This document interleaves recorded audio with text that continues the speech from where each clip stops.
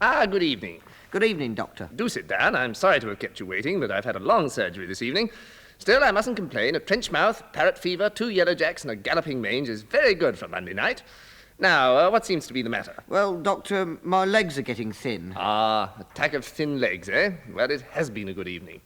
Thin legs. Let's see them then. Oh, goodness, they are thin, aren't they? Aren't they thin? Aren't they thin? They're fantastically thin.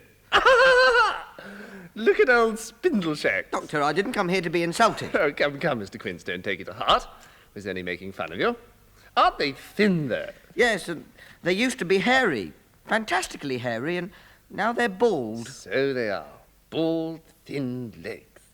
That's not funny. Poor old you. Poor old me. Very thin, bald legs. Please, Doctor. I'm sorry, that was unprofessional. Now, are you eating well? No, just small bits of bacon rind. Bacon rind. Anything else? Yes, seed cake. Little pieces of seed cake. Seed cake, I see. Tell me, Mr. Quince, do you like cats? Well, it's funny you should say that. I used to be very fond of cats. Quite platonic, of course.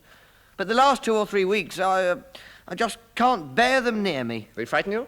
Well, yes. Well, they're nasty things. Claws and teeth and very crafty.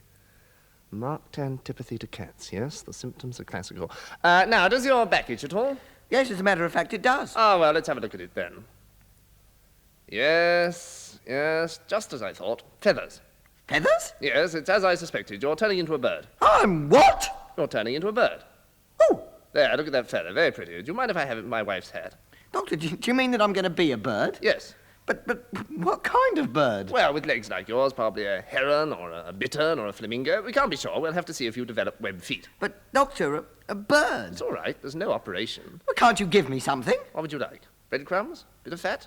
Do you fancy a fish? No, Doctor, something to stop me becoming a bird. I don't want to be a bird. Oh, don't be silly. It's all experience. I had a man in here yesterday. He's a nice chap. He thought he was a moth.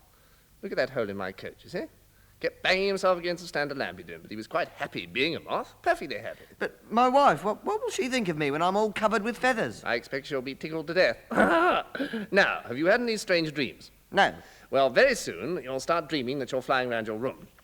And when you wake up, you'll find that you are. So keep your bedroom window shut, or one day you'll wake up and find you've gone. Understood?